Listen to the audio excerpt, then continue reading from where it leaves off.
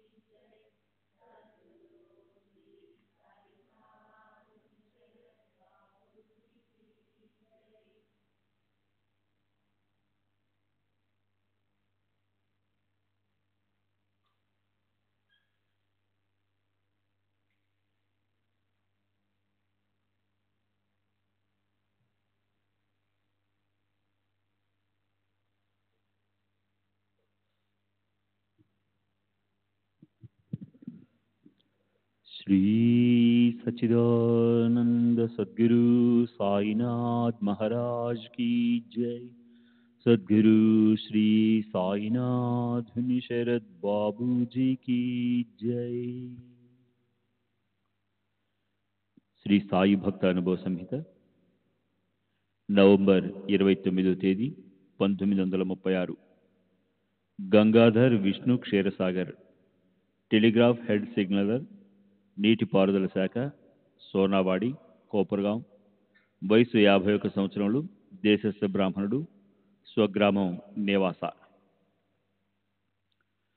నాకు 5 సంవత్సరముల వయసున్నప్పుడు నా తండ్రి చనిపోయాడు. నేను మా అమ్మ, మా మేనమామ దగ్గర ఉండేవాళ్ళం. మాకు కొన్ని పొలాలుండేవి. కొంత పొలాన్ని బాబా భక్తుడైన బాలా నేవాస్కర్కు కౌలుకిచ్చాం. కానీ కొంతకాలానికి బాలా మా పొలానికి తానే హక్కుదారుడనని ప్రకటించుకున్నాడు. మా తరపున మా మేనమామ వెళ్ళి అతనిని నిలదీశాడు. బాలా ఈ సమస్యను శ్రీ సాయిబాబా సమక్షంలో పరిష్కరించుకుందామని చెప్పడంతో అతని మాట ప్రకారం మా మేనమామ, తల్లి, బాలా నేవాస్కర్లు షిరిడి వెళ్ళారు. మా అమ్మను, మామయ్యను అంతకు మునుపు బాబా ఎరుగరు. వాళ్ళు ద్వారకామాయి చేరి బాబాకు నమస్కరించే లోపే బాబా బాలా నేవాస్కర్తో, ఎందుకు నా బిడ్డలను అవస్థ పెడతావు? ఆ పొలాన్ని వారికి స్వాధీనం చెయ్యి అని చెప్పారు. మేము తిరిగి నేవాస వెళ్ళాము. కానీ బాలా నేవాస్కర్ పొలాన్ని మాకు స్వాధీనం చేయకపోవడంతో మేము కోర్టు ద్వారా పొలాన్ని స్వాధీనపరుచుకున్నాము.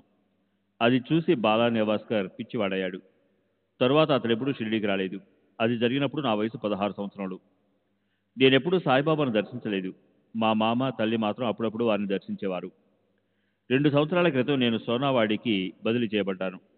అప్పటి నుండి నేను షిరిడి వెళ్ళి సాయి మందిరంలో పాటలు పాడుతున్నాను.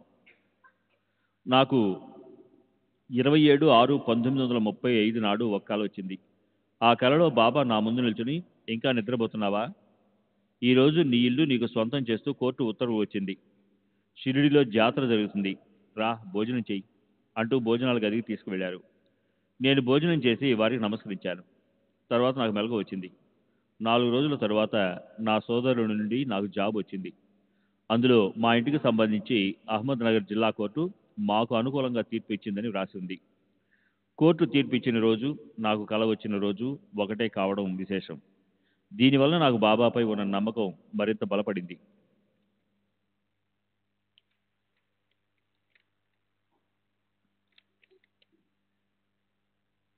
శ్రీ సచ్చిదానంద సద్గురు సాయినాథ్ మహారాజ్ की जय. सद्गुरु श्री साईनाथ शरद बाबू जी की जय.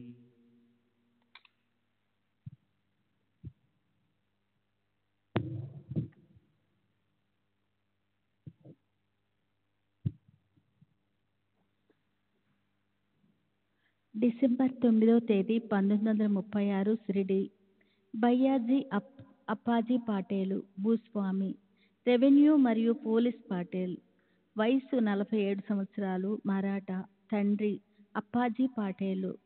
స్వస్థలం బేర్గాం, నివాసం షిరిడి. నా పసితనం నుండి నాకు బాబా తెలుసు.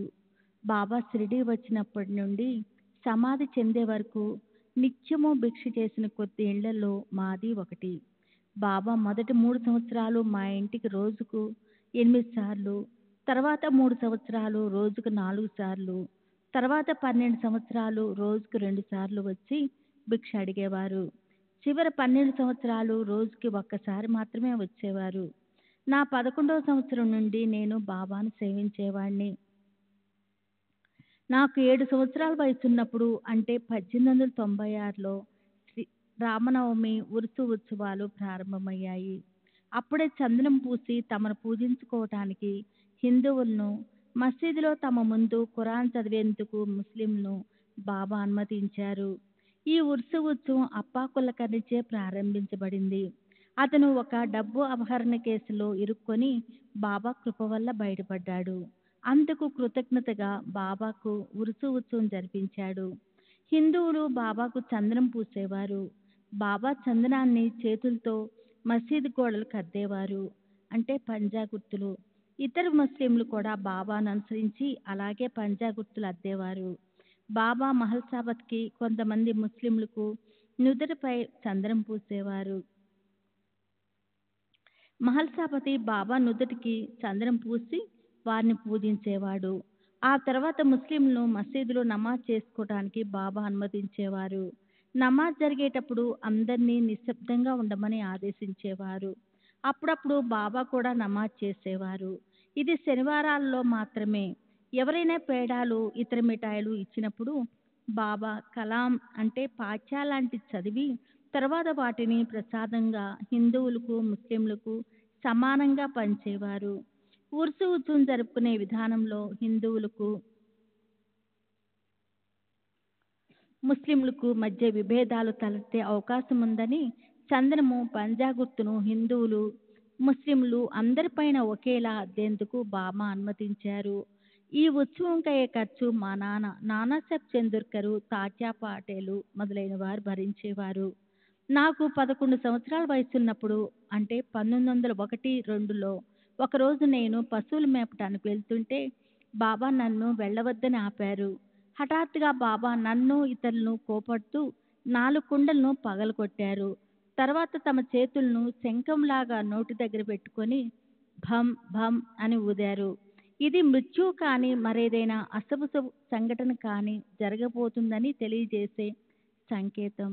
అప్పుడు సమయం ఉదయం 9:30 గంటలు. ఆ రోజు రాత్రి 30 ఏళ్ల వయసు గల మా అత్త కుమారుడు దాజీకోతే జ్వరంతో చనిపోయాడు. బాబా సశరీరులుగా ఉన్న చివరి 14 సంవత్సరాల్లో ప్రతిదినము నాకు 4 రూపాయలు ఇచ్చేవారు. వారు మహాసమాధి చెందిన రోజు కూడా నాకు 4 రూపాయలు ఇచ్చారు. ఆ డబ్బును ఎలా ఉపయోగించాలో ఒక్కసారి బాబానే నాకు స్వయంగా చెప్తూ, కానుగ్గా కానీ అరువుగా కానీ ఎవరికీ ఇవ్వవద్దు అన్నారు. ఇంకా ఈ డబ్బులను తినేయకు, ఎవరికీ ఇచ్చేయకు అన్నారు. అందువల్ల ఆ డబ్బును పొలాలు కొనటానికి ఉపయోగించదలిచి వారిచ్చిన డబ్బుతో 84 ఎకరాల భూమిని కొన్నాను. నాకు అంతకుముందు 10-11 ఎకరాల భూమి ఉంది. బాబా తమ కాలజ్ఞానంతో ఎన్నోసార్లు నాకు సహాయపడ్డారు. షిరిడీలోని ఇతర రైతుల వలె నేను కూడా నా పొలంలో చెరుకు పంట వేయాలని ఎంతో ఆశపడ్డాను. బాబా చెరుకు వేయవద్దని ఆదేశించారు. కానీ చెరుకు సాగు పట్ల నాకున్న ఆకర్షణ వారి ఆజ్ఞను మీరేటట్లు చేసింది. ఫలితంగా మామూలుగా మెట్ట పైర్లు వేసుకుంటే వచ్చే రాబడి పోవటమే కాకుండా చెరుకు నాటినందుకైన పెట్టుబడి 300 రూపాయలు కూడా నష్టం వచ్చింది. శ్రీ సచ్చిదానంద సద్గురు సాయినాథ్ మహారాజ్ కి సద్గురు శ్రీ సాయినాథ్ బాపూజీకి జై. 1915లో మా నాన్న ఎప్పటిలాగా గుర్రంపై బయటికి వెళ్ళాడు. కానీ వచ్చేటప్పుడు పక్షవాతానికి గురి అయ్యాడు. అప్పటికి ఆయన వయస్సు 70 సంవత్సరాలకు పైనే ఉంటుంది. ఆయనను బ్రతికించుకోవడానికి నేను మసీదుకి వెళ్ళి బాబాని ఊదీని అడిగాను. కానీ బాబా నేను ఊదీ ఇవ్వను, అల్లా మాలిక్ హై అన్నారు. నేను ఏడ్చాను. ఇది జరిగిన 3వ రోజు ఆదివారం కార్తీక శుద్ధ ఏకాదశి పర్వదినాన పదించారు. మా నాన్న చనిపోయాడు. మరుసటి రోజు నేను ఎప్పటిలాగే మసీదుకి వెళ్ళి బాబా కాళ్ళు మర్దన చేయసాగాను. కానీ నాకు భీముడంతా బలముందని గర్వపడుతూ ఉండేవాడిని కనుక మర్దన పూర్తి చేసిన తర్వాత వారిని ఎత్తుకొని దుని దగ్గర కూర్చోబెట్టేందుకు ప్రయత్నించాను. అంతకుముందు చాలాసార్లు అలా చేసి ఉన్నాను. కానీ ఆ రోజు వారిని కొద్దిగా కూడా లేపలేకపోయాను. బాబా నా వైపు చూసి పకపకా నవ్వారు. నా గర్వం అణిగిపోయింది. ఆ రోజు ద్వాదశి. బాబా ఆ రోజు నాకు 2 విషయాలు నేర్పారు. మొదటిది గర్వం కూడదని, రెండవది మా నాన్న మరణాన్ని గురించి దుఃఖించవద్దని. బాబా ఎందుకు దుఃఖిస్తావు, అతను నా తండ్రిని 5 నెలల్లో తిరిగి వస్తాడు అని కూడా అన్నారు. అలాగే 5 నెలల తర్వాత నాకు ఒక అబ్బాయి పుట్టాడు. వారికి ఇప్పుడు 22 సంవత్సరాలు 8 నెలలు. బాబా సమాధి చెందే రోజు తమ చెంతనున్న కాకా దీక్షిత్ని అవతలకు పంపి చివరిసారిగా నాకు కొన్ని హితవాక్యాలు చెప్పారు. వాటిని రహస్యంగా ఉంచమన్నారు. ఈ విషయాన్ని ఎవరికైనా వెల్లడిస్తే నీవు మరణిస్తావు అన్నారు. తర్వాత నేను వెళ్ళిపోతున్నాను, నన్ను వాడాకు తీసుకుని వెళ్ళు, బ్రాహ్మణులందరూ నాకు దగ్గరగా ఉంటారంటూ వారు తుది శ్వాస విడిచారు. అప్పుడు నానాసాహెబ్ నిమోన్కర్ వారి నోటిలో మంచి తీర్థం పోశారు. కానీ నీళ్లు బయటికి వచ్చేశాయి. నేను వారి చుబుకం క్రింద చేతిని పెట్టి బయటికి వచ్చిన నీటిని పట్టాను. ఆ తరువాత వారు నాపై ఒరిగి దేహాన్ని త్యజించారు. బాబా సమాధి చెందిన తర్వాత ఎన్నో సమస్యలు ఉత్పన్నమయ్యాయి. ప్రభుత్వం వారు ఆస్తులన్నింటినీ స్వాధీనం చేసుకున్నారు. అంతేకాకుండా వారిని ఖననం చేసే విషయమై గ్రామస్తులు 2 పార్టీలుగా విడిపోయి విభేదించుకోసాగారు. ముస్లింలు వారిని ప్రత్యేక భవనంలో ఖననం చేయాలని, ఆ భవన నిర్మాణానికయ్యే ఖర్చు వారి నుండి ప్రతిదినం డబ్బు దానంగా తీసుకుంటున్న నాలాంటి వారే భరించాలని అభిప్రాయపడ్డారు. కానీ మేమంతా కూడా అభిమతం మేరకు వారి పార్థివ దేహాన్ని దగ్ధీవాడాలో సమాధి చేయాలని పట్టుబట్టాం. కోపరగా మామలతదారైన కులకర్ణి, రాతా ఫౌజ్దారు పైన చక్రనారాయణ్ని కూడా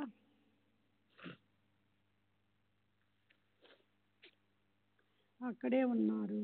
శ్రీ సచిదానంద సద్గురు సాయినాథ్ మహారాజ్ కి జై. సద్గురు శ్రీ సాయినాథ్ శరత్ బాబూజీ కి శ్రీ సచ్చిదానంద సద్గురు సాయినాథ్ మహారాజ్ కి జై. సద్గురు శ్రీ సాయినాథ్ శరత్ బాబూజీకి జై. ప్రజలందరూ అంటే హిందువులు మరియు ముస్లింలు తమ తమ అభిప్రాయాన్ని వెల్లడించాలని, తద్వారా మెజారిటీ అభిప్రాయాన్ని ఆమోదించాలని మామల్తదార్ నిర్ణయించాడు. ముస్లింలు సుమారు 100 సంతకాలతో మహజర్ తయారు చేసి సమర్పించారు. మేము 200 పైగా సంతకాలతో మహజర్ తయారు చేసి మామల్తదార్కు సమర్పించాం. హెచ్ఎస్ దీక్షిత్, బాపు సాహెబ్ జోగ్, బాలా బాటే మొదలైన ప్రముఖులు మా మహజరులో సంతకాలు పెట్టారు. మా అందరి మెజారిటీ అభిప్రాయాన్ని బట్టి బాబాను దగ్దివాడాలో సమాధి చేశారు. 1910లో షిరిడీలో రెండవసారి ప్లేగు వ్యాధి ప్రబలింది. 4 సంవత్సరాల క్రితం బాబా సరి అయిన సమయంలో నన్ను హెచ్చరించి ఒక ప్రాణాన్ని కాపాడేందుకు సహాయపడ్డారు. షిరిడీలో మహాదేవునికి అనగా శివుడు సమర్పింపబడిన ఒక ఆంబోతు ఉండేది. దానిపై త్రిశూలం గుర్తు కూడా ఉండేది. ఈ ఎద్దు గ్రామంలోనూ లెండి తోట ప్రక్కన మేస్తూ ఉండేది. కాని తరువాత అది గ్రామస్తుల తోటలన్నీ ధ్వంసం చేయసాగింది. గ్రామస్తులు దానిని ఏవలాలో ఉన్న పశుశాలకు పంపాలని నిర్ణయించారు.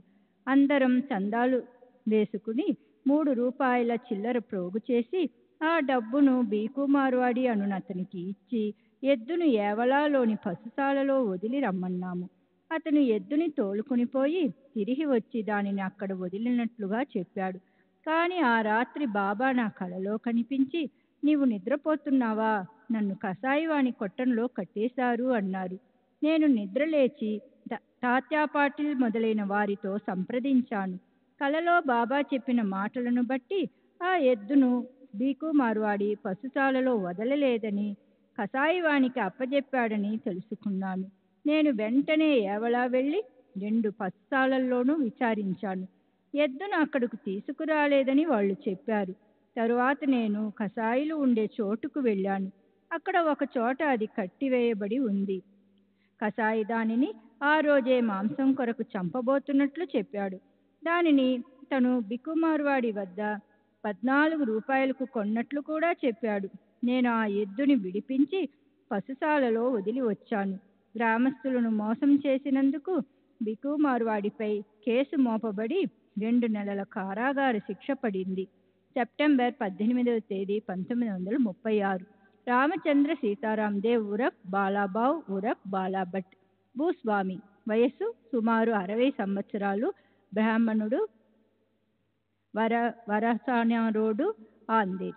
నేను బాబాను మొదటిసారిగా 1908లో చూశాను. అంతకుముందే వారిని గురించి కళ్యాణ్లో జరిగిన దాసహను మహారాజు కీర్తనల ద్వారా విని ఉన్నాను. బాంద్రాలో కసాయి పని చేస్తున్న అమీర్ సక్కర్ కార్తిక్ నాకు తెలుసు. అతను కూడా బాబా మహిమల గురించి గొప్పగా చెప్పి నన్ను ఒకసారి బాబాను దర్శించమన్నాడు. అందువల్ల నేను శ్రీ కృష్ణ పాటిల్తో కలిసి షిరిడీ వెళ్ళాను. అప్పుడు భక్తుల వసతికి సాటేవాడ ఒకటే ఉండేది. కానీ మేము గణేశాలయం దగ్గర బస చేశాము. ఆ రోజు స్థానికులు, పొరుగు ఊర్ల వారు తప్ప బొంబాయి నుండి వచ్చే భక్తులు రాలేదు.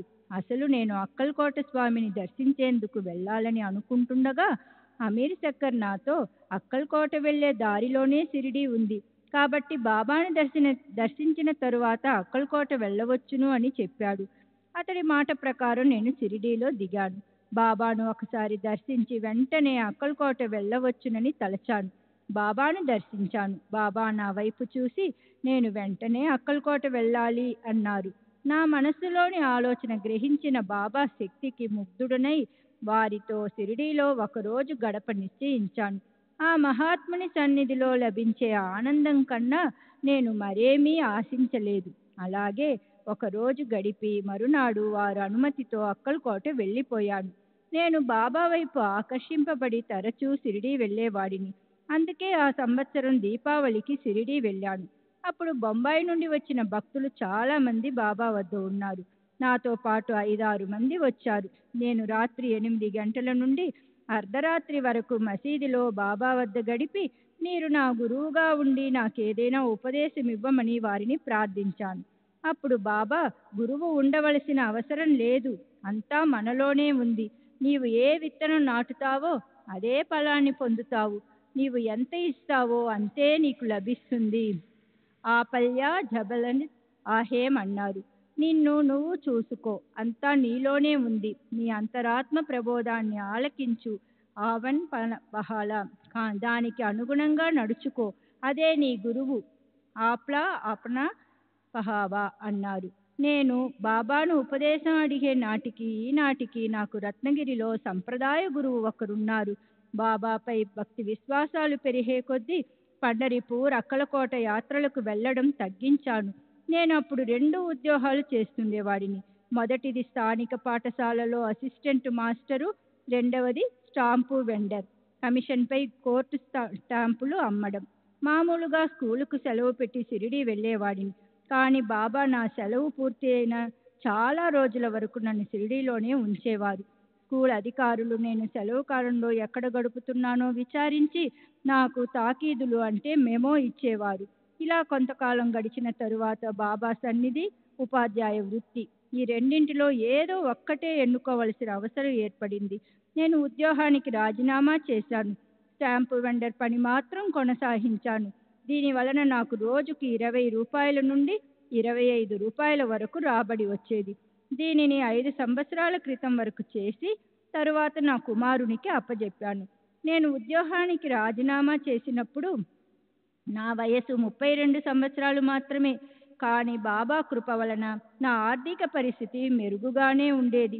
బాబా సన్నిధిలో జరిగే ప్రతి శ్రీరామనవమికి నేను హాజరయ్యేవాడిని. బాబా సశరీరులుగా ఉన్నప్పుడు వారు స్వయంగా నాకు సూచనలు అందించేవారు. వారు సమాధి చెందిన తరువాత వారి పటం ముందు చీటీలు వేసి ప్రార్థించటం ద్వారా వారి ఆదేశాలను తెలుసుకునేవాడిని. శ్రీ సచ్చిదానంద సద్గురు సాయినాథ్ మహారాజ్ కీ జై. సద్గురు శ్రీ సాయినాథ్ బాబూజీ కీ జై. श्री सच्चिदानंद सद्गुरु साईनाथ महाराज की जय. सद्गुरु श्री साईनाथ सरद बाबूजी की जय. బాబా సదేహులుగా ఉన్నప్పుడు ఒకసారి అంధేరిలో మేము నివసిస్తున్న ప్రాంతంలో ఒక భయానక దొంగతనం జరిగింది. దాంతో నేను చాలా భయపడ్డాను. దొంగలు తీవ్రంగా గాయపరిచిన ఆ ఇంటిలోని వారందరినీ నేను ఆసుపత్రిలో చూశాను. అటువంటి విపత్కర పరిస్థితి నా కుటుంబానికి రాకుండా కాపాడమని బాబాను ఆర్తిగా ప్రార్థించాను. ఆ రాత్రి బాబా నా కలలో కనిపించి, నేను 10 మంది పఠానులతో వచ్చాను, భయపడవలసిన అవసరం లేదు అన్నారు. ఆ తర్వాత 10 మంది రజకులు నా దగ్గరకు వచ్చారు.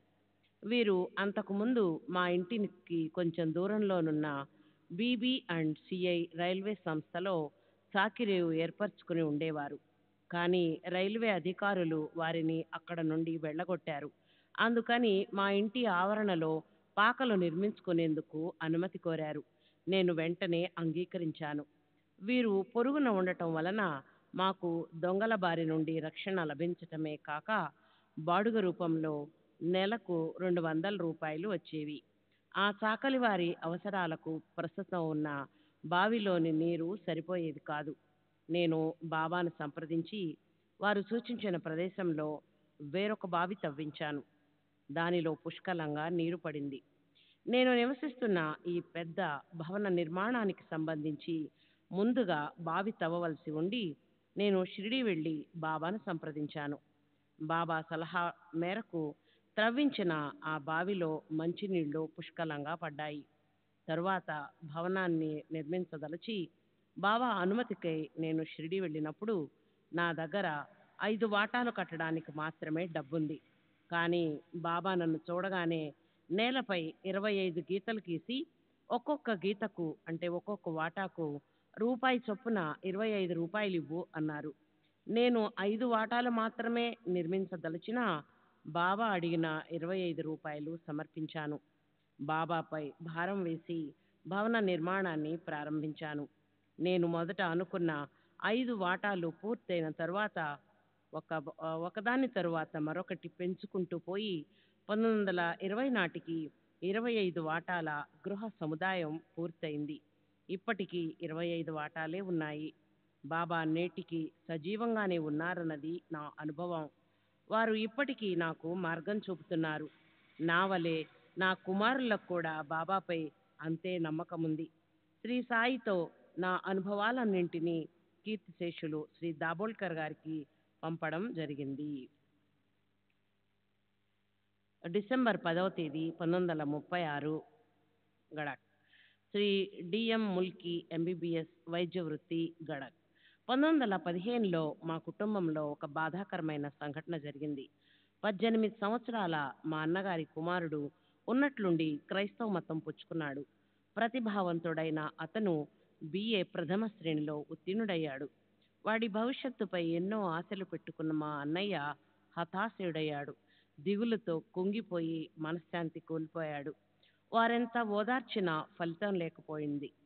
కీర్తిశేస్తులు హరి సీతారాం దీక్షిత్ అప్పుడు మా అన్నగారి కుటుంబాన్ని బాబా సన్నిధికి తీసుకెళ్లాడు. బాబా కృప వలన వారి జీవితంలో మరలా ప్రశాంతత చేకూరింది. మా అన్నగారి 2వ కుమారుడు ప్రస్తుతం రైల్వేలో పనిచేస్తున్నాడు. దీర్ఘకాలిక ఎముకల వ్యాధిగ్రస్తుడు. బొంబాయికి చెందిన ప్రముఖ శస్త్రచికిత్సా నిపుణులు వైద్యం చేసినా అది తగ్గలేదు. చివరకు అతనిని సాయిబాబా వద్దకు తీసుకెళ్లారు. కేవలం శ్రీ సాయిబాబా కృప, దృష్టి మరియు ఊది మహిమ ద్వారా ఆ పిల్లవాని ఎముకల్లోని గాయం పూర్తిగా నయమైంది. అప్పటి నుండి మా అన్నగారి కుటుంబం తరచూ షిరిడి వెళ్ళడం, భజనలు చేయడం మొదలుపెట్టారు. కానీ నాకప్పుడు ఈ విషయాలేమీ తెలియవు. 1916లో ప్రభుత్వ డాక్టర్గా నాకు బొంబాయిలోని పరేల్ ల్యాబొరేటరీలో ఉద్యోగం వచ్చింది. అప్పుడే మా అన్నగారింట్లో సాయి భజనలు జరుగుతున్నట్లు నాకు తెలిసింది. అసలు నేనంతవరకు సాయిబాబా ఫోటో కూడా చూసి ఎరగను. నేనిప్పుడు చెప్పబోయే సంఘటన జరిగేటప్పుడు మొదటిసారిగా బాబా ఫోటో చూశాను. 1916వ సంవత్సరం అక్టోబర్ నెలలో నేను తీవ్ర అనారోగ్యానికి గురయ్యాను. రోజుల తరబడి జ్వరం 105 నుండి 106 డిగ్రీల వరకు తగ్గకుండా ఉండేది. స్థానిక డాక్టర్లు చికిత్స చేశారు, కానీ కొంచెం కూడా తగ్గలేదు. ఇలా ఒక వారం గడిచిన తరువాత ఒక గురువారం నాడు సాయంత్రం మా అన్నగారింట్లో సాయి పూజ, భజన జరిగింది. ఆ భజన విన్న నాకు వింతగా అనిపించింది. ఎందుకంటే అంతకుముందు వాళ్ళ ఇంట్లో అలాంటివి చూడలేదు. పైగా అప్పట్లో నాకు నాస్తిక భావాలుండేవి. గురు స్వరూపులైన సాయినాథుడు నన్ను నాస్తిక భావాల నుండి కాపాడదలిచారేమో. నాకు 104 నుండి 106 డిగ్రీల జ్వరం ఉంది. ఆ రాత్రి నాకు కల వచ్చింది. కలలో తెల్లని పొడుగైన కఫ్ని ధరించి తలకు తెల్లని గుడ్డ కట్టుకుని ఉన్న ఒక వృద్ధుడు కనిపించి, నేను చింతించాల్సిన అవసరం లేదని, వెంటనే వచ్చి వారి దర్శనం చేసుకోవాలని, అలా చేస్తానని మాట ఇస్తే జ్వరం వెంటనే తగ్గిపోతుందని చెప్పారు. నేను భయపడి పెద్దగా కేక పెట్టాను. నా కేక శబ్దానికి నాకే మెలకువ వచ్చింది. అంతేకాదు, అది విని నన్ను బిడ్డలా ఆదరించే మా వదిన పరిగెత్తుకుంటూ నా పడక దగ్గరకు వచ్చింది. అప్పటికే నా ఒళ్ళంతా చెమటలు పట్టి కన్నీరు కారుస్తున్నాను. నేను నాకు వచ్చిన కల గురించి చెప్పాను. ఆమె వెంటనే సాయిబాబా ఫోటో తెచ్చి నాకు చూపించింది.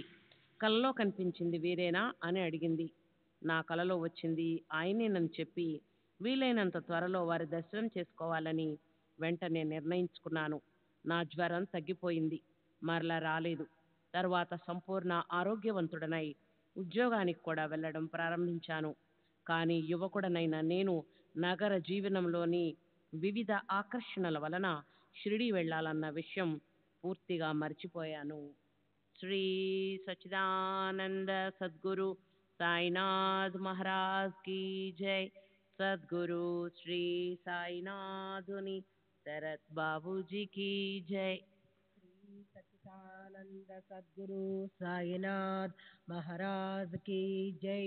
सद्गुरु श्री साईनाथ శరత్ బాబూజీకి జై. అప్పట్లో నేను బొంబాయి నుండి పల్లె ప్రాంతాలకు బదిలీ చేయించుకోవడానికి గట్టిగా ప్రయత్నించాను. కానీ నా ప్రయత్నాలేవి ఫలించలేదు. అందువల్ల నేను బొంబాయిలోనే కొనసాగాను. 1917 ఫిబ్రవరిలో సాయి మహారాజ్ బాబా నా కలను, నేను వాగ్దానాన్ని నెరవేర్చకపోవడాన్ని ఈ విధంగా గుర్తు చేయదలిచారు. నాకు నాసిక్ జిల్లాలోనున్న మాలేగాం అను ఊరికి బదిలీ అయ్యింది. మాలేగాం వెళ్లేందుకు మన్మాడ్, కోపర్గాంల మీదుగానే వెళ్ళాలి. షిరిడీ వెళ్లేందుకు కోపర్గాం స్టేషన్లో దిగాలి. నేను మాలేగాం వెళ్ళి నా పని ఒత్తిడిలో పడి మరలా ఆ విషయాన్ని మర్చిపోయాను. దాంతో మరో సంఘటన ద్వారా బాబానే నాకు తిరిగి గుర్తు చేశారు. మాలేగాంలో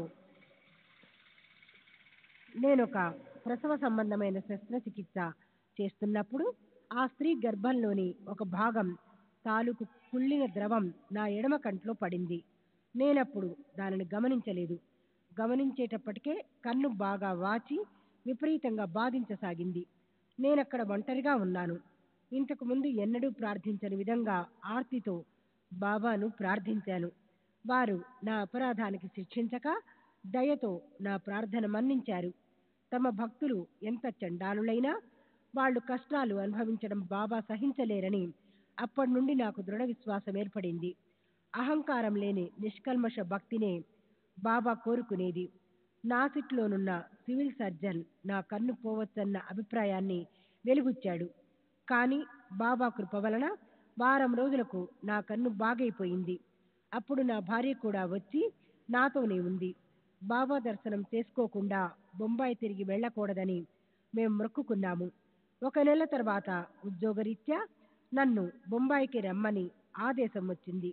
ఇది నా మొక్కు తీర్చుకునేందుకు మంచి అవకాశంగా తోచింది.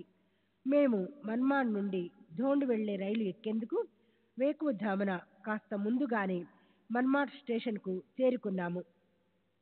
నేను ప్లాట్ఫారంపై నడుస్తుండగా నాకొక దేశస్థ బుకింగ్ క్లర్క్ తటస్థపడ్డాడు. మా సంభాషణలో మేము బాబా దర్శనానికై షిరిడీ వెళ్తున్నట్లు అతనికి చెప్పాను.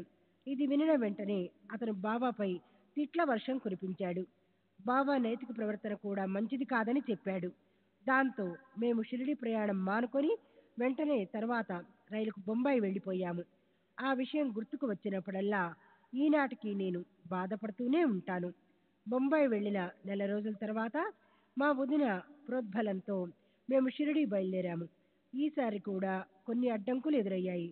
కానీ వాటిని లెక్క చేయకుండా షిరిడీ వెళ్ళి బాబాను దర్శించాము. నెల క్రితం మన్మాడు స్టేషన్లో బుకింగ్ గుమాస్తా మాటలు విని మేము వెనుతిరిగి వెళ్ళిన విషయాన్ని బాబా ప్రస్తావించారు. మేము సిగ్గుతో తల వంచుకున్నాము. ఆ దుష్టుని మాటలు విన్నందుకు పశ్చాత్తాపడ్డాను. నేను షిరిడీలో 4 రోజులు గడిపాను. తర్వాత ఇంటికి వెళ్ళడానికి బాబా అనుమతి కోరినప్పుడు బాబా నన్ను ఆశీర్వదించి జ్ఞానేశ్వరి చదవమని, నాకు ఉన్నత పదవినిచ్చి బీజాపూర్ బదిలీ చేసిన ఉత్తర్వులు మా ఇంట్లో నా టేబుల్పై ఉంటాయని కూడా చెప్పారు.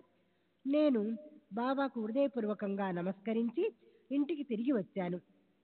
నా టేబుల్పై బాబా చెప్పిన ఉత్తర్వులు చూసి సంభ్రమాశ్చర్యాలకు లోనయ్యాను.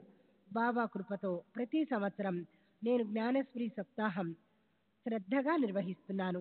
నేను మద్రాసు రాష్ట్రంలోనున్న దక్షిణ కన్నడ జిల్లాకు చెందినవాడిని. మెట్రిక్లో కన్నడం, ఆ తర్వాత ఫ్రెంచి రెండో భాషగా చదివాను. నేను మరాఠీ అభ్యసించలేదు. అందువల్ల నాకు మరాఠీ చదవడం వ్రాయడం రాదు. అయినప్పటికీ మరాఠీలోనున్న జ్ఞానేశ్వరిని చదవగలిగేవాణ్ణి. ఇది కేవలం బాబా అనుగ్రహం వల్లనే సాధ్యమైందని నా నమ్మకం. నేను బీజాపూర్ నుండి యుద్ధ భూమిలో సేవ చేయడానికి వెళ్ళాను. అక్కడ యుద్ధం ముగిసిన తర్వాత గడక్ చేరాను. శ్రీ సాయిబాబా సర్వకాల సర్వావస్థల యందు మనపై తమ కృపాదృష్టి కురిపిస్తున్నప్పటికీ వారి కరుణను గుర్తించలేకపోవడం మన అవివేకం. నాకు ఎన్నో సమస్యలు ఎదురవుతున్నాయి, ఎన్నో ఎదురయ్యాయి, మరెన్నో ఎదురవుతాయి. కానీ వీటన్నింటి నుండి బాబా సదా నన్ను కాపాడుతుంటారని నా దృఢ విశ్వాసం. డిసెంబర్ 1వ తేదీ 1936 Shirdi. Nagesh Atmaram Sawant. Police sub inspector, Bombay city police, Maratha, వయస్సు 42 సంవత్సరాలు. తండ్రి ఆత్మారాం సావంత్. 1922 డిసెంబర్లో సావంత్వాడిలో సాయిలీలా మాసిక్ పత్రిక చదవడం ద్వారా నేను శ్రీ సాయిబాబాను గురించి తెలుసుకున్నాను. వారి లీలలు నన్ను అమితంగా ఆకర్షించాయి. 1923 డిసెంబర్లో నా తలపై బల్లి పడింది. అది ఎంతో అశుభ సూచకం. అప్పుడు నా భార్య గర్భవతి. ఆ సమయంలో ఆమె మాల్వన్ తాలూకా పెందూరులో ఉంది. నేను 1924 జనవరిలో ట్రైనింగ్ కొరకు నాసిక్లోని పోలీస్ స్కూల్లో చేరాను. ఆ చదువుపై నాకు అంత ఆసక్తి ఉండేది కాదు. నేనెప్పుడు బాబా గురించి ఆలోచిస్తూ వారే కాపాడతారని నమ్మి బాబాను ప్రార్థిస్తుండేవాడిని. నా స్నేహితుడు దేవు నుండి బాబా ఫోటోను తెచ్చుకొని పూజించేవాడిని. నాసిక్లో జరిగిన శాఖాపరమైన పరీక్షలలో నేను ఉత్తీర్ణుని కాలేకపోయాను. పరీక్షల్లో ఫెయిల్ అయిన వారికి సబ్ ఇన్స్పెక్టర్ అయ్యే అవకాశం లేదు. అందువల్ల నేను తాత్కాలిక సబ్ ఇన్స్పెక్టర్గా 5 సంవత్సరాలు కొనసాగాను. మరలా నాసిక్ వెళ్లేందుకు నా ఆర్థిక పరిస్థితులు అనుకూలించకపోవడంతో నేను ఆ ప్రయత్నం కూడా చేయలేదు. పరీక్ష పాస్ అవ్వకుండానే బాబా నన్ను సబ్ ఇన్స్పెక్టర్ ఉద్యోగంలో ఖాయపరుస్తారని నేను పూర్తిగా నమ్మాను. 1924 నుండి నేను ప్రతి సంవత్సరం విజయదశమికి షిరిడీ వెళ్లి బాబా పుణ్యతిథి ఉత్సవాల్లో పాల్గొనేవాడిని. 1926 విజయదశమికి షిరిడీ వెళ్లాలని నిర్ణయించుకున్నాను. కానీ అది మొహరం మాసమైనందువల్ల సాధారణంగా సెలవు మంజూరు చేయరు. అప్పుడు బాబా నా కలలో కనిపించారు. కలలో వారు ఏదో కాగితంపై సంతకం పెడుతున్నట్లు కనిపించారు. నన్ను సెలవు కొరకు దరఖాస్తు పెట్టుకోమని బాబా ఉద్దేశంగా భావించి దరఖాస్తు పెట్టుకున్నాను. ఏ విధమైన ఇబ్బంది లేకుండా సెలవు లభించింది. శ్రీ సచ్చిదానంద సద్గురు సాయినాథ్ మహారాజ్ కీ జై. సద్గురు శ్రీ సాయినాథుని శరత్ బాబూజీ కీ జై. శ్రీ సచ్చిదానంద సద్గురు సాయినాథ్ మహారాజ్ కీ జై. సద్గురు శ్రీ సాయినాథుని శరత్ బాబూజీ కీ జై. 1929 ఫిబ్రవరిలో బొంబాయిలో హిందూ ముస్లిం అల్లర్లు జరిగాయి. నన్ను బందోబస్తు విధులకు పలేర్ అను ప్రాంతంలో నియమించారు. నాకు హఠాత్తుగా జ్వరం, తలనొప్పి వచ్చాయి. అక్కడ పరిస్థితులు పరిశీలించడానికి ఒక ఐరోపా పోలీస్ ఆఫీసరు, అతను మా విభాగానికి చెందినవాడు కాదు, వచ్చాడు. అతను నన్ను చూసి, నీ ఆరోగ్యం సరిగా లేనట్టుంది అన్నాడు. అతను మా సూపరింటెండెంట్ వద్దకు వెళ్ళి నాకు మౌలిక సెలవులు మంజూరు చేయించి నా స్థానంలో అతను ఛార్జీ తీసుకున్నాడు. అప్పుడు సాయంత్రం 3:30 గంటలు అవుతుంది. నేను ఇంటికి వెళ్ళాను. నేను ఆ ప్రదేశాన్ని విడిచి తర్వాత అదే చోటు అల్లర్లు చెలరేగాయని, ఆ అల్లర్లో ఐరోపా పోలీస్ ఆఫీసర్ను చంపివేశారని 1 గంట తర్వాత నాకు తెలిసింది. నా ఆరోగ్యం అలాగే ఉండటంతో నేను పోలీస్ హాస్పిటల్లో చేరాను. వారు నన్ను పరీక్షించి నాకు టైఫాయిడ్ వచ్చినట్లుగా నిర్ధారించారు. ఆ జ్వరం 17 రోజుల వరకు తగ్గలేదు. తర్వాత ఒక రాత్రి నా కలలో నల్లని దుస్తులు ధరించి తలకు నల్ల గుడ్డ కట్టుకున్న ఒక బలిష్ఠుడైన ఒక వ్యక్తి నన్ను ఈడ్చుకొని వెళ్ళసాగాడు. నేను బాబా బాబా అని అరవసాగాను. వెంటనే తెల్లని దుస్తులు ధరించిన తెల్లని వ్యక్తి వచ్చి ఆ నల్లని వ్యక్తితో పోట్లాడి నన్ను అతని బారి నుండి విడిపించాడు. నేను బాబా దత్త మహారాజ్ అంటూ అరిచాను. వెంటనే నేను పూజించే బాబా ఫోటో నుండి బాబా బయటకు వచ్చి నాకు దర్శనమిచ్చి అంతరార్థానమయ్యారు. అప్పటికే ఆ తెల్లని వ్యక్తి, నల్లని వ్యక్తి మాయమయ్యారు. ఆ సమయంలో నాకు సబ్జా ఆకుల సాంబ్రాణి కడ్డీల సువాసన వచ్చింది. తర్వాత నా జ్వరం తగ్గిపోయింది. నేను అనారోగ్యంతో హాస్పిటల్లో ఉన్నప్పుడు గ్రామంలో ఉన్న మా అమ్మకు కలలో ఎవరో కనిపించి, భయపడకు, నేను నీ కొడుకుని సెలవులపై క్షేమంగా ఇంటికి తీసుకొస్తాను అని హామీ ఇచ్చారు. ఈ కల వచ్చిన వారం రోజులకు నాకు 3 నెలల సెలవు దొరకడంతో నేను ఇంటికి వెళ్ళాను. జూలై 1929లో ప్రత్యేకమైన కేసు పరిగణిస్తూ నన్ను పరీక్ష నుండి మినహాయించి పర్మనెంట్ సబ్ ఇన్స్పెక్టర్గా నియమించారు. నా స్నేహితుడైన అబ్బా సావంత్ 44 సంవత్సరాలు బొంబాయిలో పోలీస్ కానిస్టేబుల్గా పనిచేస్తూ మా ఇంటి సమీపంలోనే నివసిస్తూ ఉండేవాడు. అతను తన అనుభవాన్ని నాకు ఇలా చెప్పాడు. అతను కొత్త చీర కొని తన భార్యకు ఇచ్చాడు. ఆమెకు బాబాపై నమ్మకం లేదు. అందువల్ల ఆమె, నీవు ఈ చీరను బాబా ఇచ్చిన బహుమతిగా చెబుతున్నావు, కానీ నీవు కష్టపడి సంపాదించిన డబ్బుతోనే కదా ఈ చీరను కొన్నది అని భర్తతో పలికి ఆ రాత్రి చీరను టేబుల్పై పెట్టింది. మరుసటి ఉదయం లేచి చూసేసరికి టేబుల్పై ఉన్న చీర మధ్యలో నిప్పు కణిక పెట్టినట్లుగా పై మడత నుండి క్రింద మడత వరకు కాలిపోవడంతో పనికి రాకుండా పోయింది. ఇది చూచి ఆమె, బాబా రేపు మరొక కొత్త చీర ఇస్తారేమో చూద్దాం అన్నది. మరుసటి రోజు అనుకోని రీతిలో అబ్బా సావంత్కు కొంత డబ్బు వచ్చింది. ఆ డబ్బుతో మరొక క్రొత్త చీర కొని తన భార్యకు ఇచ్చాడు. శ్రీ సచిదానంద సద్గురు సాయినాథ్ మహారాజ్ కి జై. సద్గురు శ్రీ సాయినాథ్ శరత్ బాబూజీకి జై. బాబా. డిసెంబర్ 2వ తేదీ 1936 సాకోరి. శ్రీమతి కాశీబాయ్ హంసరాజ్, కీర్తిశేషులు హంసరాజ్ భార్య. వయసు సుమారు 45 సంవత్సరములు. బని సాకోరి. 20 సంవత్సరాల క్రితం అంటే డిసెంబర్ మార్గశిర 1916 ప్రాంతంలో నేను నా భర్త షిరిడీ వెళ్ళాము. అప్పటికి కొద్ది రోజుల ముందే రాధాకృష్ణ అయి మరణించింది. మేము షిరిడీలో 6 నెలలు ఉన్నాము. నాసిక్కు చెందిన నరసింగ్ మహారాజ్ నా భర్త దేహాన్ని దుష్టశక్తి ఒకటి ఆవహించిందని, అది మాకు సంతానం కలగకుండా చేస్తుందని చెప్పారు. మమ్మల్ని సిద్ధపురుషుడైన శ్రీ సాయిబాబాను దర్శించమని, వారు ఆ దుష్టశక్తిని రెండు చెంపదెబ్బలతో తరిమివేస్తారని కూడా చెప్పారు. అందువల్ల మేము షిరిడీ వెళ్ళాము. బాబా నా భర్త చెంపను 2 మార్లు చెల్లుమనిపించి దుష్టశక్తి పో అన్నారు. అప్పటి నుండి మేము షిరిడీలోనే నివసించసాగాము. షిరిడీ రాక మునుపు నా భర్త రాత్రింబవళ్ళు తీవ్రమైన ఉబ్బస వ్యాధితో బాధపడేవారు. బాబాను దర్శించిన తరువాత ఆ వ్యాధి తీవ్రత తగ్గింది. పగలు మాత్రం ఉండేది, రాత్రిళ్ళు ఇబ్బంది పెట్టేది కాదు. 6 నెలలు గడిచిన తరువాత పగలు కూడా రావటం మాని పూర్తిగా నివారణమైంది. మేము అక్కడ ఉన్న రోజుల్లో బాబా రాత్రిళ్ళు దగ్గుతూ ఉండేవారు. నా భర్త ఉబ్బస వ్యాధిని నివారించే క్రమంలో బాబా చేసిన ఒక చమత్కారాన్ని గురించి తప్పక చెప్పాలి. మేము షిరిడీలో ఉన్నప్పుడు బాబా నా భర్తను పుల్లని ఘాటైన పదార్థాలు తినవద్దని, ముఖ్యంగా పెరుగు తినడం మానివేయమన్నారు. కానీ నా భర్తకు పెరుగంటే ప్రాణం. చావనైనా చస్తాను గాని పెరుగు తినకుండా ఉండలేను అనేవాడు. షిరిడీ వంటి గ్రామంలో మధ్యాహ్నం పూట పెరుగు అంత సులభంగా లభించేది కాదు. అందువల్ల రాత్రి పాలు కాచి చల్లారబెట్టి తోడు వేసి ఆ పాత్రను ఉట్టిపై పెట్టేదానిని. ప్రతిదినం మధ్యాహ్న హారతికి హాజరైన తరువాత ఇంటికి వచ్చి భోజనానికి కూర్చునే వాళ్ళం. కానీ ఉట్టి మీద గిన్నెలో పెరుగు ఉండేది కాదు. రోజు ఒక పిల్లి ఇంట్లోకి దూరి ఎత్తుగానున్న ఆ ఉట్టి మీదకెగిరి పెరుగు తినేసేది. ఇలా దాదాపు 2 నెలల పాటు జరిగింది.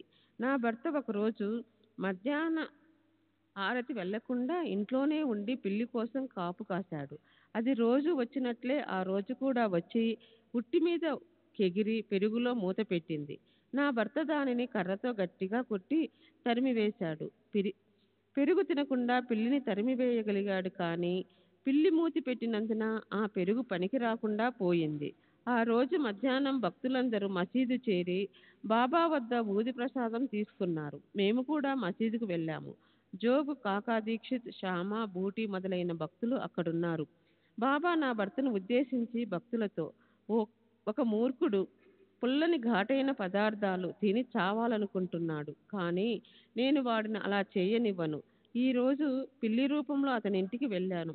అతను నా వీపు మీద ఎలా కొట్టాడో చూడండి అంటూ తమ కప్ని ఎత్తి వీపును చూపించారు. వారి వీపుపై బెత్తంతో కొట్టిన విధంగా వాత తేలి ఉంది. ఎంత ఆశ్చర్యం! నా భర్త అప్పటి నుండి పుల్లని పదార్థాలు, పెరుగు తినటం మానివేశాడు. ఇది తనకున్న ఉబ్బస వ్యాధి త్వరగా తగ్గడానికి దోహదపడింది. షిరిడీ వచ్చిన కొత్తలో నేను రోజు నా భర్తకు ఉబ్బసానికి మందు ఇచ్చేదానిని. ఇది చూసి బాబా తమకు ఉబ్బస వ్యాధి ఉందని, నేను నా భర్తకు మందిస్తున్నట్లుగానే బాబాకు కూడా వేల మంది స్త్రీలు మందు ఇవ్వగలరని అన్నారు. కానీ ప్రయోజనమేముంది? అల్లా మాలిక్ హై, భగవంతుడే యజమాని అన్నారు. అప్పటి నుండి నేను నా భర్తకు మందులు ఇవ్వడం మానివేశాను. ఏ మందులు లేకుండానే నా భర్త ఉబ్బస వ్యాధిని బాబా నయం చేశారు. 1 సంవత్సరం పాటు ఆ వ్యాధి రాలేదు. కానీ 1918, 19లో ఉబ్బసం తిరగబెట్టింది. అప్పుడు సియాన్‌లో ఉన్న ఉపాసిని బాబా నా భర్త వ్యాధిని నయం చేశారు. బాబా ఎన్నో విషయాలు చెప్తుండేవారు. వాటిలో కొన్ని నాకు గుర్తున్నాయి. అప్పటిదాకా షిరిడీలోనే ఉన్న బాబా హఠాత్తుగా ఇలా అనేవారు: నేనిప్పుడు కాశీ వెళ్ళి గంగా స్నానం చేసి వచ్చాను. తిరిగి ఇక్కడ స్నానం చేయటం ఎందుకు? నేనిప్పుడే కొల్హాపూర్ వెళ్ళి వచ్చాను. నేనిప్పుడే ఔదుంబర్ వాడి వెళ్ళి వచ్చాను. బాపు సాహెబ్ జోగ్ కోరికపై బాబా అక్కలకోట మహారాజుగా అతనికి దర్శనమిచ్చారట. ఈ విషయం నాకు జోగు స్వయంగా చెప్పాడు. సెప్టెంబర్ 26వ తేదీ 1936 విలేపార్లే.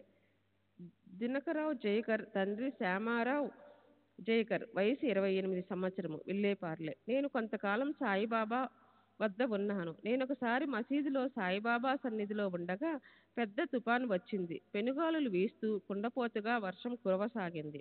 కొన్ని నిమిషాల తరువాత బాబా మసీదు అంచున నిలబడి కొంచెం ఆగు అని తుఫానును ఉద్దేశించి అన్నారు. వెంటనే తుఫాను తగ్గిపోయింది.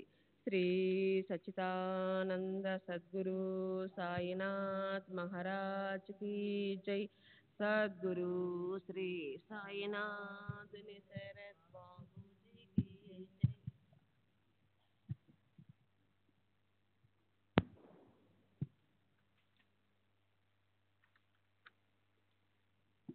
శ్రీ సచ్చిదానంద సద్గురు సాయినాథ్ మహారాజ్ కీ జై. సద్గురు శ్రీ సాయినాథ్ నిసరత్ బాబూజీ కీ జై. డిసెంబర్ 26వ తేదీ 1936 షిరిడి. శ్రీమతి బిక్కుబాయ్, శ్రీ బయాజీ పాటే కోతెల్ భార్య, వయసు సుమారు 42 సంవత్సరాలు, మరాఠీ, షిరిడి. నా పుట్టినిల్లు అహ్మద్ నగర్లో ఉంది. అక్కడ బాబాసాహెబ్ గణేష్ అను ప్లేడర్ ఉండేవాడు. అతను రాధాకృష్ణ ఆయి తాతగారు. అతని ఇంటిలో ఆయి ఉండేది. ఆయి నా స్నేహితురాలు. ఆయి దగ్గర సాయిబాబా ఫోటో ఒకటి ఉండేది. ఆమె ఆ ఫోటోకి భక్తితో ఆరతిస్తూ పూజించేది. ఆమె ద్వారానే నేను సాయిబాబాను గురించి విన్నాను. తాను బాబా వద్దకు వెళ్ళాలనుకున్నట్లు ఆయ నాతో చెప్పింది. నాకు చిన్న వయసులోనే సంగమనేరులో నున్న ఒక వ్యక్తితో వివాహం అయ్యింది. కానీ పెండ్లైన కొంతకాలానికే నా భర్త మరణించాడు. నా స్నేహితురాలు రాధాకృష్ణ ఆయి బాబా సేవ చేసుకుంటూ షిరిడిలో ఉండటంతో నేను నా 14వ ఏట 1908న సంగమనేరు నుండి ఇక్కడికి షిరిడి వచ్చాను. ఓజర్గాంకు చెందిన గంగాగిరి మహారాజు వాడాకు సమీపంలో ఉన్న చింత చెట్టు కింద పెద్ద ఎత్తున నామ సప్తాహం నిర్వహించారు. ఆ సప్తాహానికి ప్రతిరోజు ఎంతోమంది యాత్రికులు హాజరయ్యేవారు. ఈ యాత్రికుల్లో సంగమనేరుకు చెందిన భక్త బృందం ఒకటి ఉంది. వారు తిరిగి వచ్చేటప్పుడు నా స్నేహితురాలు రాధాకృష్ణ ఆయి పంపిన బాబా ఫోటో, బర్ఫీ ప్రసాదము తెచ్చి ఇచ్చారు. ఆమె నన్ను షిరిడీకి వచ్చి ఉండమని ఆహ్వానించినట్లు కూడా చెప్పారు. ఆమె ఆహ్వానం మేరకు నా ఆస్తిని, బంగారు నగలను వదిలేసి షిరిడీ వెళ్ళాను. బాబాను దర్శించాను. బాబా నన్ను ఆయతో ఉండు, సేవ చేసుకోమని ఆదేశించారు. నా భర్త యుద్ధంలో మరణించినందువలన నాకు నెలకు 6వ వంతున పింఛను వస్తుంది. 1916వ సంవత్సరం ఆఖరిలో, అంటే ఆయా చనిపోయిన 2 నెలల తరువాత నేను పింఛను తెచ్చుకోవడానికి అహ్మద్నగర్ వెళ్ళాను. పింఛను తీసుకుని తిరిగి వస్తూ బాబాకు సమర్పించడానికి ఒక పూలమాల, పేడాలు, పుచ్చకాయ కొని కోపర్గాంలో గోదావరి తీరానికి చేరాను. నా స్నేహితురాలు ఆయని అక్కడే దహనం చేసిన విషయం గుర్తుకొచ్చి నా మనసు వికలమయ్యింది. తరువాత షిరిడి చేరి మసీదుకి వెళ్ళాను. పూలమాలను బాబా మెడలో వేయటానికి ముందుగా వెళ్ళాగా అశాంతి చిత్తంతో తెచ్చిన ఆ పూలమాల నాకు అక్కర్లేదు, తళతళహారే మాలా నకో అంటూ బాబా దానిని నిరాకరించారు. నేను ఎంతో కష్టపడి అహ్మద్నగర్ నుండి ఆ పూలమాలను తెచ్చినందువలన దానిని స్వీకరించమని దీక్షితును కూడా బాబాను ప్రార్థించాడు. అప్పుడు నేను ముందుకెళ్ళి పూలమాలను బాబా మెడలో వేయడానికి చేతులు 2 పైకెత్తాను. చిత్రంగా పూలమాల 3 ముక్కలయ్యింది. ఒక చేతిలో ఒక ముక్క, రెండవ చేతిలో మరో ముక్క మిగిలిపోయి 3వ ముక్క కింద పడిపోయింది. అది ఎలా తెగిందో నాకు అర్థం కాలేదు. తిరిగి బాబా నాకు అక్కర్లేదు అన్నారు. తర్వాత నేను తెచ్చిన పేడాలు పుచ్చకాయ ముక్కలు వారి ముందుంచాను. బాబా వాటిని తీసుకుని భక్తులందరికీ పంచారు. నేను ఒక పుచ్చకాయ ముక్క తీసుకుని దాని చెక్కు తీసి వారికిచ్చి తినమని ప్రార్థించాను. దీక్షత్ కూడా తినమని ప్రార్థించాడు. బాబా ఈమె గోదావరి ఒడ్డున కూర్చొని విలిపిస్తూ కన్నీరు కార్చింది. హృదయ వేదనతో తెచ్చిన వీటిని నేను స్వీకరించను అన్నారు. నేను గోదావరి తీరంలో ఏడుస్తూ తన భక్తురాలని అంతటి హేనమైన సావు నుండి కాపాడలేకపోయారని బాబాను నిందించిన విషయం వాస్తవమే. బాబాకు నా హృదయ వేదన తెలిసినందువల్లనే నేను తెచ్చిన వాటిని స్వీకరించలేదు. బాబా ప్రతిరోజు మధ్యాహ్నం భోజనం చేసే సమయంలో నాకు ఒక గిన్నె నిండా ఆహారం ఇచ్చేవారు. నేను ఆ ప్రసాదాన్ని ఇంటికి తీసుకుని వెళ్ళేదాన్ని. బాబా మహాసమాధి చెందిన రోజు నేను దిక్కులేని దానిని అయ్యానన్న బాధతో హృదయ విదారకంగా విలపించాను. బాబా మిమ్మల్ని ఇక్కడ చూడలేను కదా అని దుఃఖిస్తూ బయటకు వచ్చాను. అప్పుడు రాత్రి 10 గంటలై ఉంటుంది. ఇంటి వాకిలి వద్ద ఒక పాము కనిపించింది. బాబానే పాము రూపంలో దర్శనమిచ్చారని తెలిసి, బాబా మిమ్మల్ని ఈ సర్పరూపంలో గుర్తించలేను, నాకు తెలిసింది మీ సాయిబాబా రూపం మాత్రమే అన్నాను. పాము అదృష్టమయ్యింది. శ్రీ సచ్చిదానంద సద్గురు సాయినాథ్ महाराज की सद्गुरु श्री साईनाथुनि शरण बाबूजी की जय. డిసెంబర్ 3వ తేదీ 1936 సిరిడి. ఒక గుమస్తా వయసు 44 సంవత్సరములు. Army Parsi Bombay office. 1913 ప్రప్రథమంగా నేను షిరిడీలోని శ్రీ సాయిబాబా వద్దకు వెళ్ళాను. దానికి కారణం నా స్నేహితులు కొందరు షిరిడీలోనున్న సాయిబాబా ఒక్కరే నా సోదరుని పిచ్చిని నయం చేయగలని చెప్పారు. ఎంతోమంది వైద్యులచే చికిత్స చేయించినా నయం కాకపోవడంతో స్నేహితుల సలహా మేరకు నేను నా సోదరుణ్ణి తీసుకొని షిరిడీ వెళ్ళాను. అక్కడ కొన్ని రోజులున్న తరువాత అతని ఆరోగ్యం కొంచెం మెరుగైనట్లు అనిపించింది. మమ్మల్ని వెళ్ళిపొమ్మనడంలో బొంబాయి తిరిగి వచ్చాము. కానీ తిరిగి వచ్చిన తరువాత అంతకు ముందు కన్నా పిచ్చి అధికమైంది. తల్లికి ఇతర కుటుంబ సభ్యులకు ఎంతో ఇబ్బంది కలుగజేశాడు. నేను అతని పరిస్థితి విచారిస్తూ బాబాకు జాబు వ్రాశాను. బాబా అతనిని తీసుకుని తిరిగి షిరిడీ రమ్మని ఆదేశించారు. వారి ఆదేశం మేరకు అతనిని తీసుకుని షిరిడీ వెళ్ళాను. అక్కడ అమీదాస్ మెహతా సంరక్షణలో నా సోదరుని ఉంచి అతని ఖర్చులకు ప్రతి నెల 30 రూపాయలు పంపుతూ ఉండేవాడిని. అక్కడ నా సోదరుడు ప్రతిదినము ఆరతికి హాజరవుతూ బాబా ఊది తీర్థము సేవిస్తూ కొన్ని నెలలు గడిపిన తరువాత బాబా కృప వలన అతని పిచ్చి పూర్తిగా నయమై ఆరోగ్యవంతుడయ్యాడు. ఎన్ని రకాల మందులు ఎన్ని రోజులు వాడినా తగ్గని జబ్బు కేవలం బాబా కృపతో నయం కావడం అనేది ఒక అద్భుతం. అప్పటి నుండి మాకు బాబాపై ప్రగాఢ నమ్మకము భక్తి ఏర్పడ్డాయి. నేను నా గదిలో వారి ఫోటో పెట్టుకొని పూజిస్తూ ఉండేవాడిని. నేను యువకుడినైనందువల్ల ప్రాపంచిక ప్రయోజనాలను ఆశించి మాత్రమే అప్పుడప్పుడు షిరిడీకి వెళ్ళి బాబాను దర్శించుడేవాడిని. నేను మొదట బాస్రాలోను, తరువాత 1917 నుండి 1918 వరకు సుయోజీలోనూ ఉండి విలాసవంతమైన జీవితం గడుపుతూ జీవితం పట్ల సరి అయిన దృక్పథం లేక నిర్లక్ష్యంగా ఉండేవాడిని. బాబా సమాధి చెందిన తరువాతే ఉన్నత ఆధ్యాత్మిక జీవితం వైపు నా దృష్టి మరలింది. నేనెప్పుడు వారిని ఆధ్యాత్మిక ప్రగతి గురించి ప్రార్థించలేదు. మొదట నా సోదరుని అనారోగ్యము, తరువాత 2 చెల్లెళ్ల వివాహము మొదలైన సమస్యలు నా మనసును తొలిచేసేవి. వీటి పరిష్కారం కొరకు నేను బాబాను ఆర్తిగా ప్రార్థించాను. వారిని పూర్తిగా విశ్వసించాను. వారి కృప వలన నా చెల్లెళ్లకు వివాహాలు జరిగాయి. బాబా నా కోరికలన్నీ తీర్చారు. నాకు 1920లో బాబా కృప వలన వివాహమైంది. అప్పుడు నాకు 100 రూపాయల జీతం మాత్రమే వచ్చేది. అది నా కుటుంబాన్ని పోషించడానికి సరిపోదు. అయినప్పటికీ నాకు బాబా ఆశీస్సుల వలనే వివాహమై నాకు ఒక కుమారుడు కుమార్తె కలిగారు. నా భార్యకు ఎప్పుడూ అనారోగ్యంగా ఉండేది. నేను ఆమె ఆరోగ్యం కొరకు బాబాను ప్రార్థించేవాడిని. ఈ మధ్య ఒక నెల రోజుల ముందు నా భార్య పరిస్థితి ప్రమాద స్థితికి చేరింది.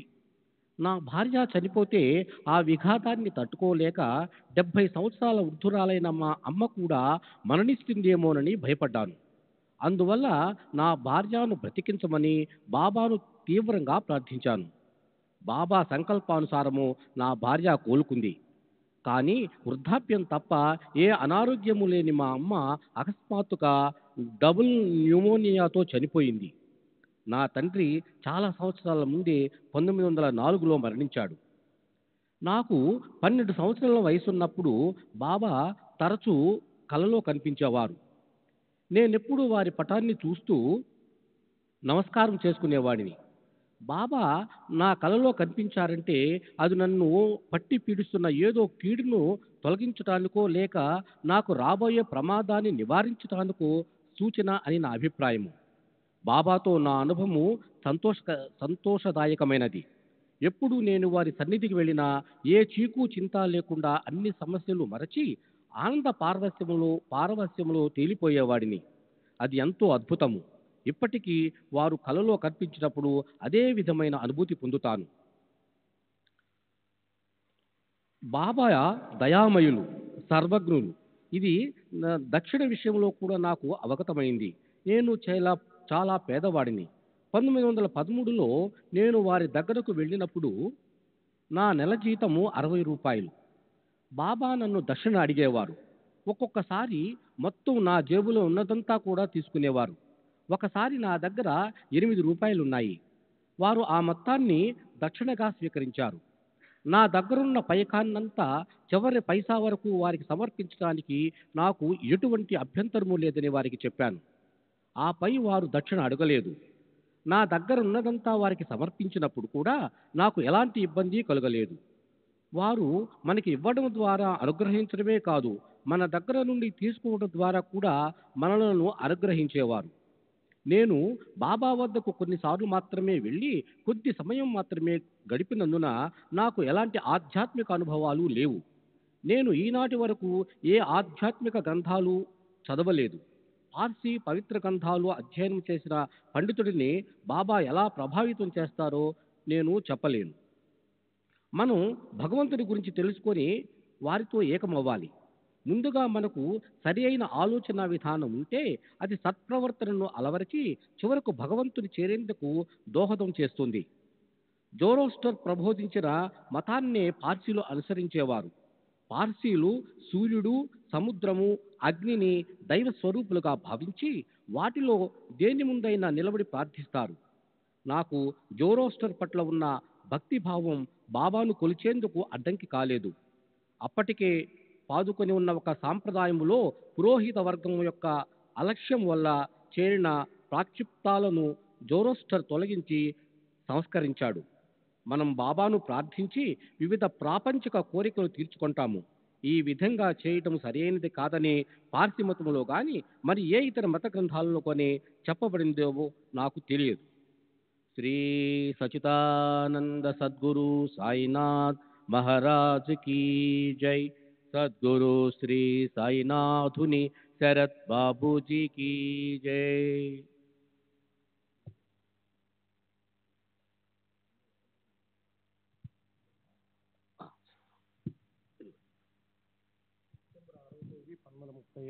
Somnath Shankar Deshpande, police inspector. తండ్రి శంకర్ ఉరఫ్ నానాసాహెబ్, వయసు 51 సంవత్సరాలు.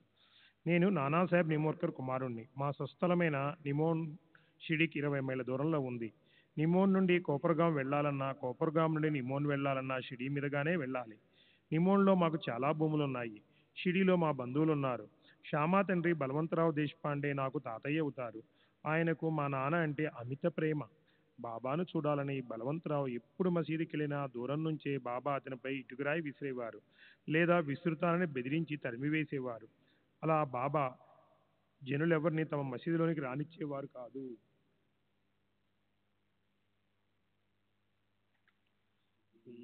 సచ్చిదానంద సద్గురు సాయినాథ్ మహారాజ్ కీ జై.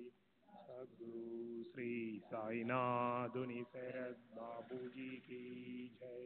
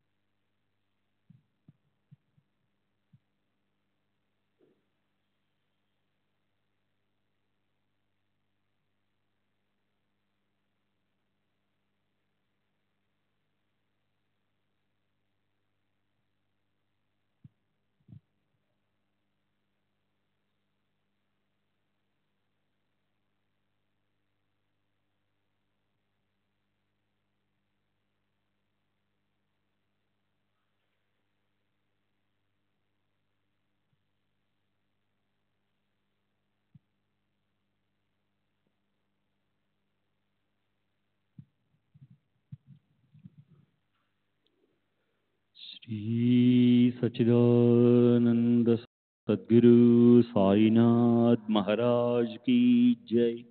सद्गुरु श्री साईनाथ शरद बाबू जी की जय। साई रहम नजर करना, बच्चों का पालन करना।